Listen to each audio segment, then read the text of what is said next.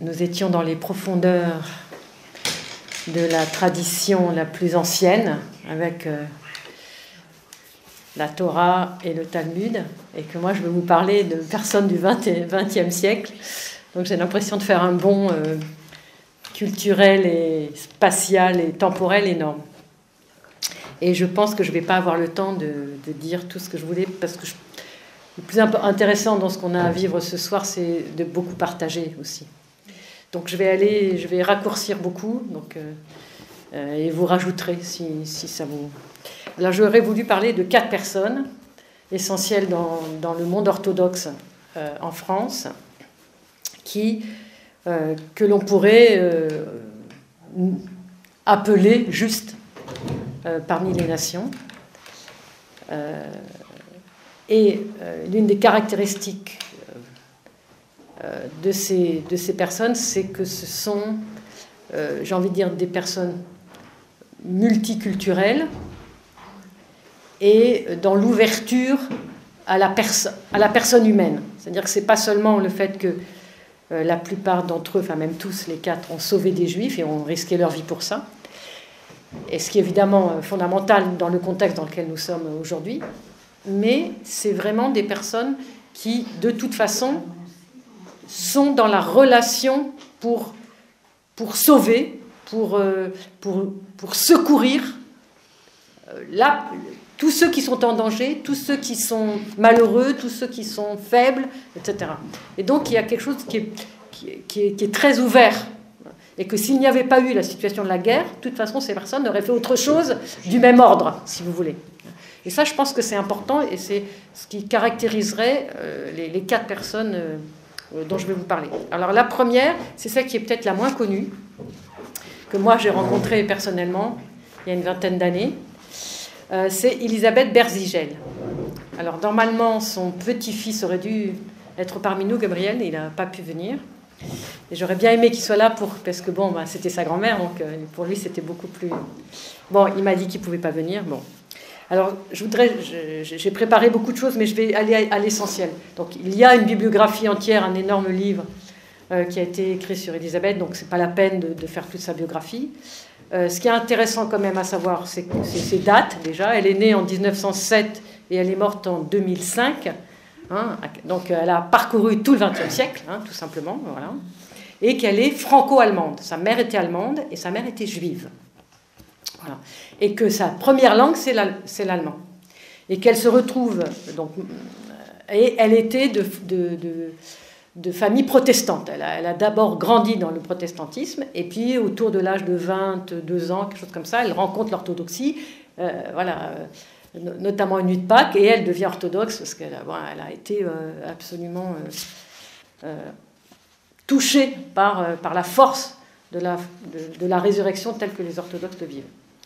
Et donc elle se marie avec un russe, etc. Et elle se retrouve à Nancy avec 2 enfants, juste avant la naissance de Nicolas, donc des enfants que nous on a connus, hein, bien sûr. Et la guerre commence. Et il se trouve que se réunit chez elle un groupe œcuménique de façon pratiquement clandestine, parce que l'évêque catholique en 1943 n'était pas du tout d'accord pour faire de l'œcuménisme. Donc déjà, vous voyez déjà le côté un peu, on va pas dire révolutionnaire, mais enfin, elle franchit les barrières, quoi. Je me permets de t'interrompre, juste dire que c'est exactement le cas du père Bruno, oui, c'est ça, qui va contre sa hiérarchie. Il était un des premiers investis dans l'œcuménisme. Et ce qui est très important dans ce groupe œcuménique, c'est qu'il est marqué par un partage très profond, non seulement des sujets spirituels, mais par une aide concrète et constante de cette barbarie qui est en train de s'installer, et surtout de la pénurie. Tout le monde est en pénurie. Elle est à Nancy, hein, donc vous voyez le tableau, hein, par rapport à la géographie. Et chaque membre de ce groupe œcuménique va avoir une espèce d'action secrète pour sauver, que ce soit des pauvres malheureux qui n'ont rien, ou que ce soit ceux qui sont en danger, les juifs et les autres. Hein, bon. Et elle va cacher dans sa propre maison une certaine Yvonne Rabinovitch, qui est une enfant, une petite fille, qu'elle va faire passer avec ses deux filles, hein, Marianne et Nadine, comme étant la cousine de ces deux filles. Voilà, donc, bon. Et donc elle va les cacher, et avec l'aide de la dernière dont je voudrais vous parler ce soir, j'espère que je vais avoir le temps, qui s'appelle Mère Marie Skoptsov, hein, qui est ici sur l'icône. Elle va pouvoir, avec la mère de cette Yvonne, les faire passer en zone libre. Et puis, bon, je ne sais pas ce qui s'est passé ensuite, mais voilà, elle va se débrouiller pour la faire passer. Mais ce qui est important, c'est ce groupe œcuménique où tout le monde fait quelque chose. Donc, il y a elle, mais il y a les autres. Hein, bon. Et ce qui est important aussi, c'est qu'elle est allemande. Donc, elle connaît évidemment parfaitement la langue, elle est même d'une culture germanique. Et elle aime ce peuple, et elle aime cette culture. Donc elle est prise dans une espèce d'étau personnel entre deux pays, deux langues, deux cultures qu'elle aime, et elle se sent et allemande et française. Donc comment on fait? Voilà. Et donc elle va tout le temps s'adresser pendant toute la guerre aux Allemands dans leur langue, en mettant son aptitude à la fois de culture et de langue au service des Juifs qui vont se présenter à la préfecture. Et elle entretient des rapports amicaux aussi même avec les Allemands pour essayer entre guillemets, je ne sais pas si c'est les amadoués, mais bon, vous voyez. Et une année, elle fait venir des Allemands dans sa maison pour Noël, et elle raconte dans ses carnets, les enfants ont chanté le vieux Noël français, et puis elle, donc des jeunes téléphonistes allemandes, elle, à deux voix, elles ont chanté Stille Nacht, Heilige Nacht, et nous avons tous eu envie de pleurer, communion silencieuse par-delà les paroles, et pourtant quel mur infranchissable de malentendus et de détresse nous sépare. Et donc, même si elle fait partie de ceux qui sont considérés comme des ennemis, hein, puisqu'elle est quand même en France et qu'elle est française, elle refuse de céder à ce climat de haine ambiant, et elle se sent tellement proche aussi de ceux qui sont victimes de la barbarie parce que sa mère est allemande et juive. Enfin, moi, je me souviens que je suis allée la voir, elle m'a montré le sidour de sa mère, quoi. Enfin, moi, j'étais hyper touchée, quoi, hein, de toucher ce sidour de sa mère. Et puis alors ensuite, si on voulait continuer, elle aura passé ensuite, après la guerre, toute sa vie à aider des pauvres. Hein. Elle a fait partie de la CIMAD, une espèce de lieu social, hein, pour aider tous ceux qui sont pauvres. Elle a été vice-présidente de l'ACAT, hein, donc de l'abolition pour la torture, etc. Enfin bon, elle a eu toute sa vie ce souci des autres. Donc moi, ce que je trouve important, c'est de situer. Bon, alors il y a son histoire, il y a le fait qu'effectivement elle a sauvé des personnes mais toute sa vie, même en dehors d'un contexte atroce qui était celui de la guerre, elle a tout le temps aidé et sauvé, quoi. Et Olivier Clément, hein, donc on connaît bien dans l'orthodoxie. Qui est un de nos grands maîtres, hein, on peut dire, qui est mort d'ailleurs quelques années après elle, hein, pas très longtemps après elle, dit d'elle, Elisabeth Berzigel apparaît dans cet ouvrage, donc dans l'ouvrage que Olga Lossky a écrit sur elle, hein, comme une sainte orthodoxe moderne, sans cesse passionnée par Dieu, devenue capable de témoigner dès ici-bas de la réalité de la résurrection et du royaume céleste. Ainsi ébauchée la vocation d'une véritable sainteté qui enracine dans l'éternité la communauté orthodoxe d'Europe occidentale. Alors pour nous, orthodoxes, on l'appelle vraiment la grande dame de l'orthodoxie. Pour nous, c'est vraiment une grande figure, en plus théologienne, et puis elle a laissé beaucoup d'écrits et beaucoup de prédications, parce qu'en plus elle a été pasteur dans sa jeunesse. Donc, beaucoup de prédications, beaucoup de belles choses. Et la plupart de ces archives sont à Shefton. Enfin, je m'en étais occupée avec Olga et on les avait bien rangées à Shefton. Donc, je ne sais pas où ça en est aujourd'hui, mais à l'époque, voilà. Deuxième grande figure, Cyril Argenty. Alors, Elisabeth Berzigel n'a pas été canonisée par l'Église, hein, mais voilà, Olivier Clément estime qu'elle fait partie de ces justes qu'on pourrait qualifier de sainte. Bon. Le père Cyril Argenty, alors lui, il est né en 1918 et il est mort en 1994. Donc on peut dire aussi qu'il a traversé pratiquement le XXe siècle. Une biographie de la même auteure qui vient juste de sortir, que je vous conseille tous, et qui s'appelle « Une soutane en mobilette ». Donc ce n'est pas un jeu de mots, c'était un prêtre toujours en soutane et toujours en mobilette. Donc, d'ailleurs, tout soutane totalement déchiré, etc. Et lui aussi, il était extrêmement attentif aux pauvres, aux drogués, à ceux qui étaient sous l'emprise de l'alcool. Enfin bon, il a aidé toute sa vie. Il a même constitué avec à chaque fois qu'il a hérité ou de son père ou de sa mère, il a toujours donné tout son argent pour créer des lieux, pour aider. Il a fait une œuvre sociale en fait. Hein. Bon. Mais là où sa vie est très marquante, donc c'est ce qu'il a fait évidemment pendant la Seconde Guerre mondiale. Alors il faut savoir qu'il il est grec, c'est un grec. Donc je ne sais pas si vous connaissez les Grecs, mais les Grecs, par rapport à la question juive, c'est pas toujours très flamboyant, disons. Même si en parlant longuement avec eux, on arrive à essayer de modifier un peu, mais c'est pas toujours très. Enfin, parfois j'ai quelques mal. J'ai quelques difficultés personnellement. Mais lui, voilà, ce grec-là, il est né d'une famille bourgeoise à Marseille, donc de ces Grecs qui étaient venus à Marseille, mais il n'est pas du tout dans une famille très croyante, très pieuse, les parents ne vont pas du tout à l'église. Il est emmené à l'église par sa grand-mère, qui l'emmène au moins une fois par an, et il apprend le Notre Père et le Je vous salue Marie de sa nounou catholique. Donc vous voyez un peu quelque chose d'un peu divers comme ça. Mais il se trouve qu'à 18 ans, 19 ans et 24 ans, il fait 3 expériences successives, décisives dans sa vie de foi. Et qui le conduisent à engager assez rapidement, après ses études, autour de 27-28 ans, toute sa vie au Christ, de manière, et finalement il terminera moine dans la ville, autour de la trentaine. Et il se trouve qu'à 22 ans, il a soif d'un engagement et il ne peut pas rester indifférent au sort des Juifs menacés.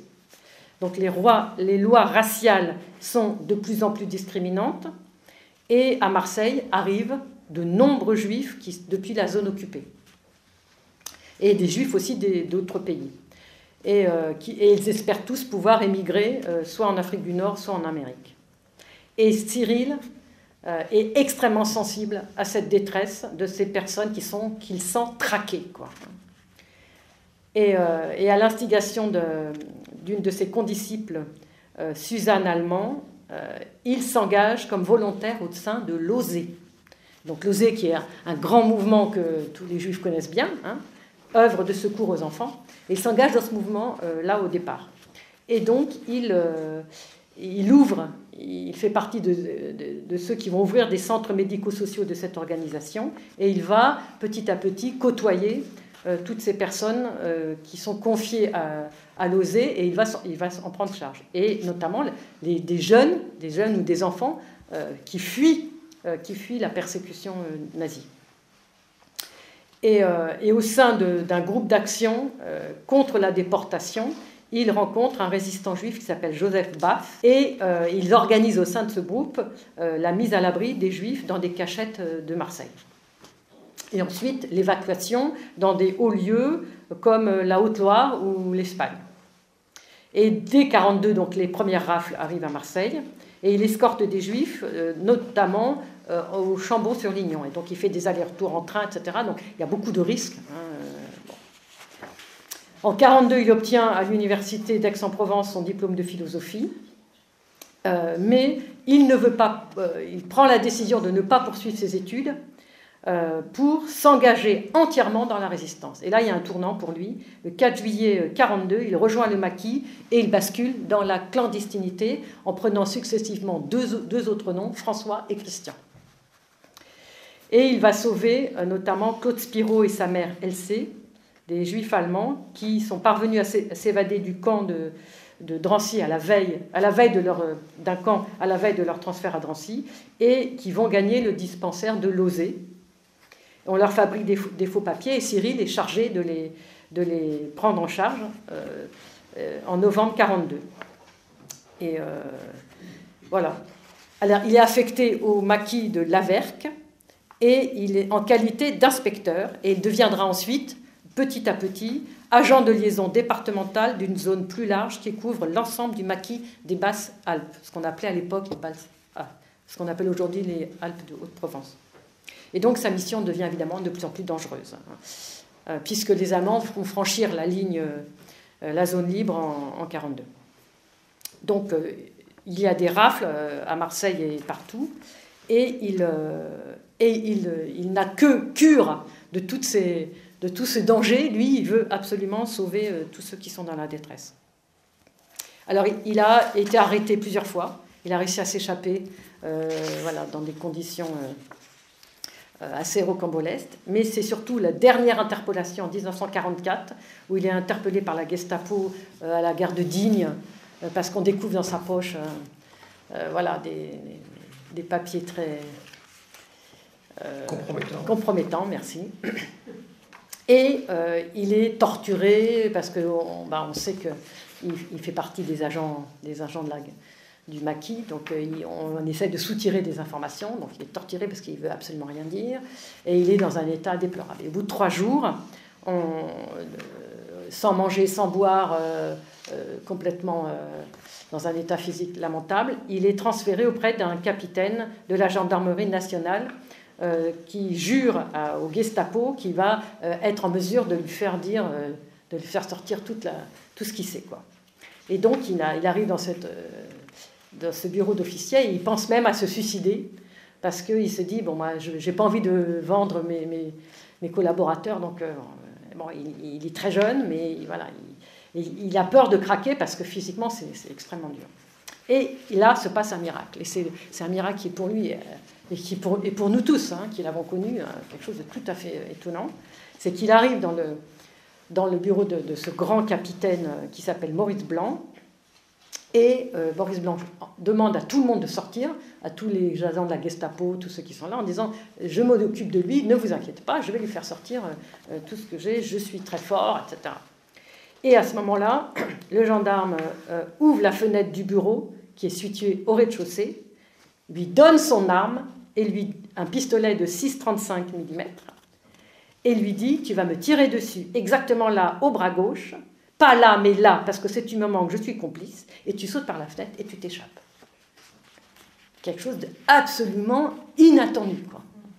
Alors il paraît que ce Maurice Blanc, il a fait la même chose avec d'autres, et qu'au bout d'un moment, il a été pris, alors que Cyril était encore de ce monde, le pauvre Maurice Blanc, il a donné sa vie pour ça, quoi. Et alors, Christian, au début, Cyril Christian, il dit non, attendez, je ne vais pas faire ça, etc. Et puis finalement, à force de discuter, il accepte ça. Et puis ça se passe comme ça. Il saute et il se cache dans une maison assez voisine assez rapidement. Et puis après, il passe 3 jours. Ça fait des jours et des jours qu'il n'a pas mangé, qu'il n'a pas bu, qu'il est dans un état fiévreux, etc. Il passe 3 jours dans le maquis, dans la neige, avec la neige jusque-là, pour rejoindre son maquis. Et il ne sait pas comment physiquement il a réussi à traverser ça. Et il dit que c'est une force divine qu'il a maintenue pendant les 3 jours où il traverse la neige en plein mois de mars pour rejoindre son maquis et puis être soigné, etc. Et lorsqu'il retrouve ses compagnons, ça c'est Olga qui l'écrit dans son livre, ce n'est plus le même homme. Ce n'est plus le même homme. La rencontre avec la souffrance, la torture, mais aussi avec le Dieu tout-puissant, venu l'arracher à une situation humainement sans issue, l'ont complètement transformé. Voilà. Et donc, il acquiert là une confiance absolue dans la providence. Donc, vous imaginez ensuite le prêtre qu'il sera. Quand il témoigne de ça, il dit dans ses souvenirs de guerre, il dit « Tous les soirs, je priais pour ne pas avoir à faire usage de mon arme, et c'est ce qui s'est passé. Je n'ai pas eu à m'en servir jusqu'à la fin de la guerre. » Donc, il n'a tué personne. Voilà, donc il retourne à l'université à 27 ans, il termine son cycle d'études de philosophie, mais il se sent appelé à une autre vocation, et il dit qu'il va changer sa croix de guerre sur son uniforme de FFI par la croix pectorale des prêtres. Voilà. Et il se trouve que le 15 août 1945, ce Cyril Argenty, alias Christian, fera l'objet d'une citation à l'ordre de la division par le général Koenig, qui va lui décerner le groupe la médaille d'argent en tant que résistant de la première heure. Et ce général va dire « Capturé par la Gestapo à Digne, évadé avec la plus grande audace, poursuit la citation, très courageux, très calme, très discipliné, Il a montré dans toutes les circonstances un mépris absolu du danger. Et Yad Vashem, en 1990, lui discerne la distinction de juste des nations. Et je voudrais, avant de terminer sur Persévérance, parce que je ne voudrais pas trop prolonger, vous donner un extrait de ce qu'il a écrit au directeur du mémorial de Yad Vashem quand il a reçu cette distinction. Et ça, je trouve ça extraordinaire. Vous ne pouvez pas imaginer l'émotion que j'ai ressentie. Être considéré juste par les représentants du peuple élu de Dieu, c'est bien plus qu'une décoration. Certes, Dieu seul jugera qui est juste, mais puis-je espérer que cette décision de son peuple préfigure la sienne? Permettez à un serviteur de celui qui est pour moi le roi des Juifs de vous présenter son affectueuse reconnaissance.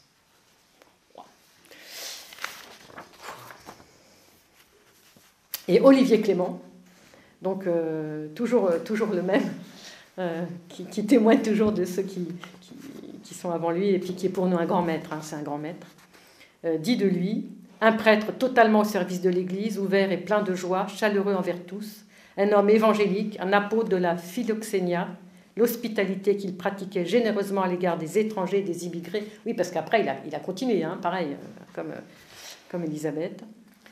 Épuisant son corps en voyage, en nuit sans sommeil, l'âme toujours sereine, une grande clarté dans le regard et le sourire, un mystique d'une spiritualité sans rien de mièvre et de piétiste, car elle était amour du Christ, intégration du Christ, imitation du Christ. Voilà.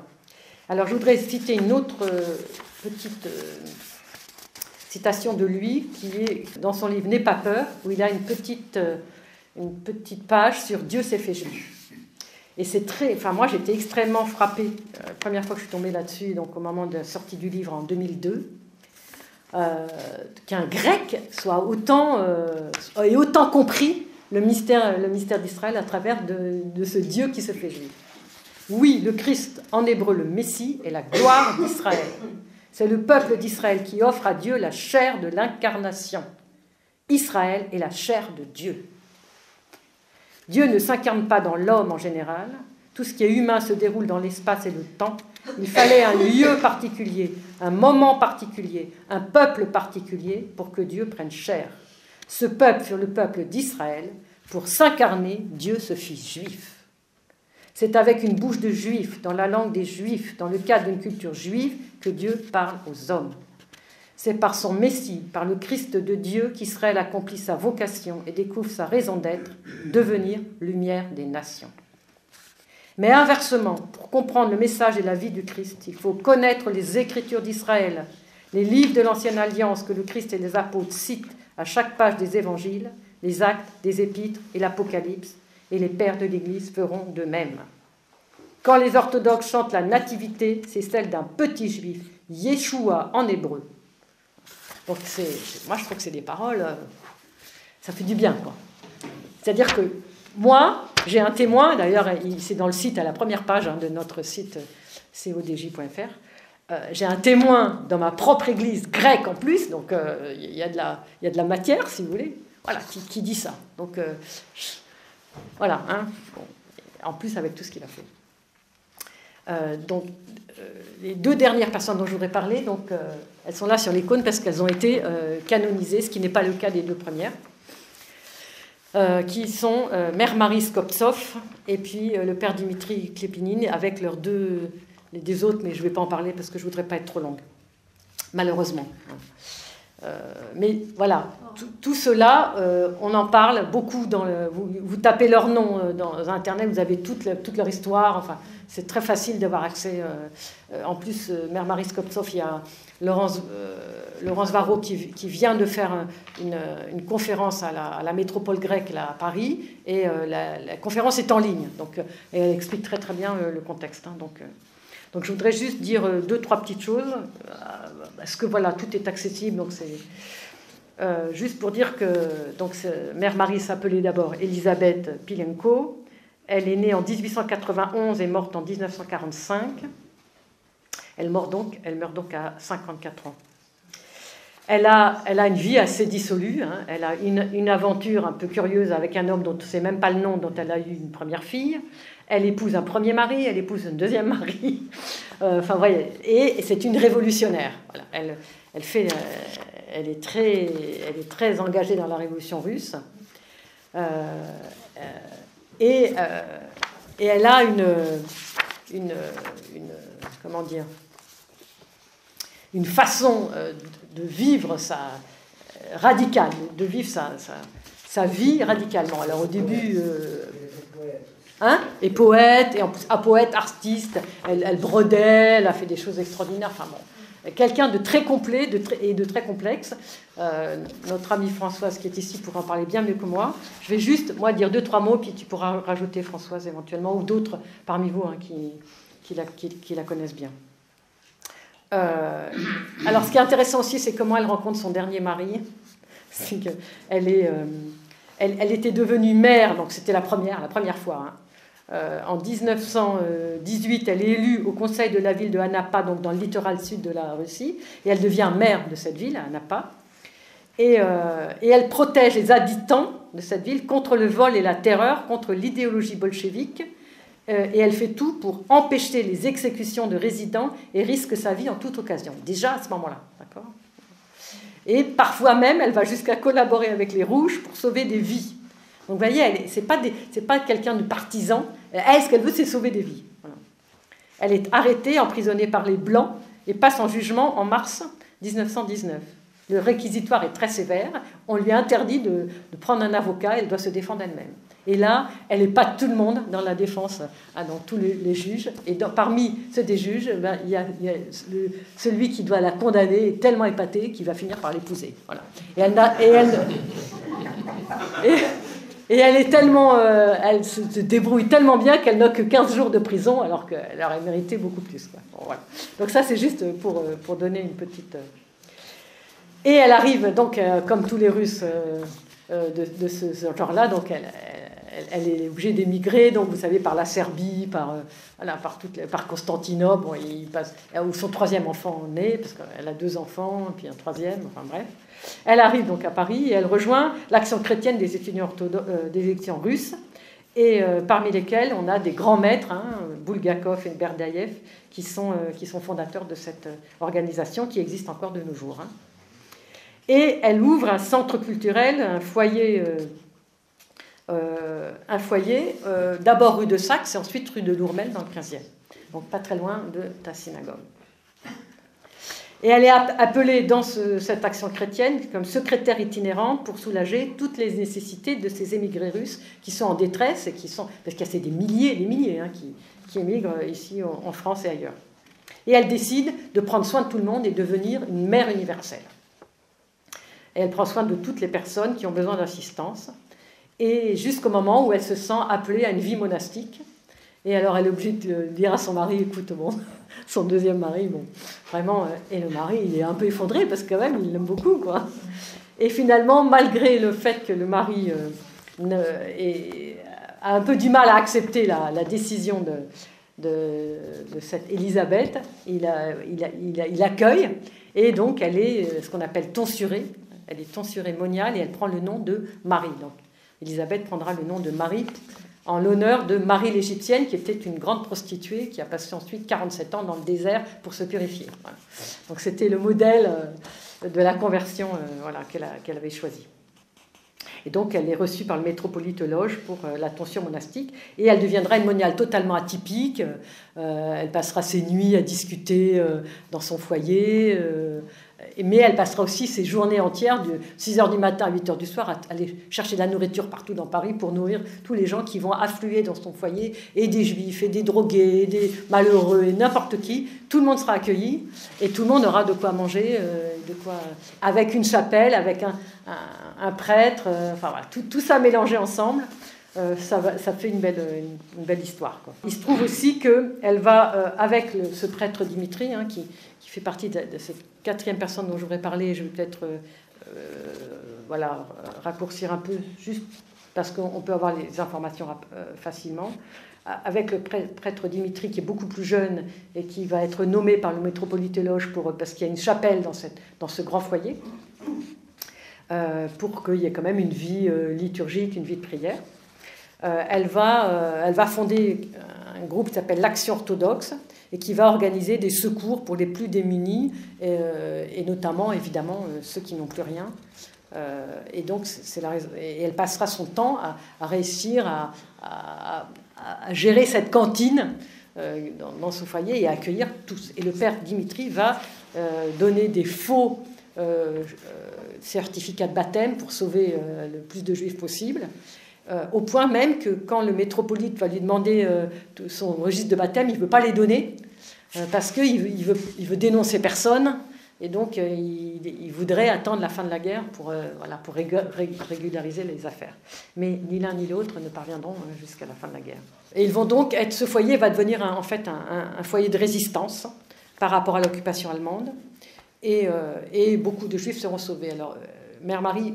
J'ai entendu de Laurence Varro, que j'avais lu son livre aussi, qu'elle a pu entrer 3 fois dans le Veldiv, le Veldiv n'étant pas très loin, et que la 3e fois, elle a pu sauver des enfants dans des poubelles. Donc elle s'est arrangée avec les éboueurs, elle a mis 4 enfants dans les poubelles, elle a pu les sortir.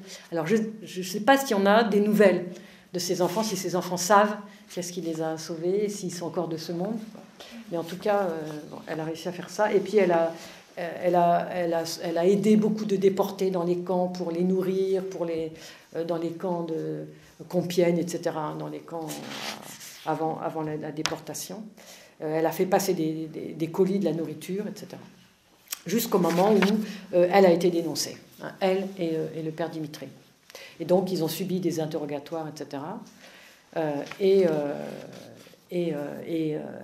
a été elle-même déportée... d'abord à Compiègne avec le père Dimitri, avec son fils Yuri et avec Elie Fondamensky. Donc ils sont 4, c'est pour ça qu'ils sont 4 sur les icônes. Parce qu'en fait tout cela, c'est une espèce de concours de circonstances, de rencontres de toutes ces personnes qui ont agi ensemble autour d'elle. Elle était vraiment meneuse, un grand caractère très fort, et tout le monde en accord. Et c'est cet accord-là qui a été incroyable et qui a permis beaucoup de soulagement de toutes ces détresses, parce que tout le monde était en accord avec elle, quitte à tout risquer. Voilà. Et donc il y avait une émulation autour d'elle. Et donc ils ont tous été déportés. Donc les hommes ont été déportés... c'est Dora, je crois que Père Dimitri, c'est à Dora qu'il est mort, et à Buchenwald.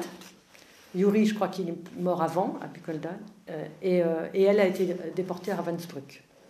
Et donc, le Père Dimitri et Yuri sont morts plutôt en 1944, elle en 31 mars 1945, un vendredi de la Grande et Sainte Semaine.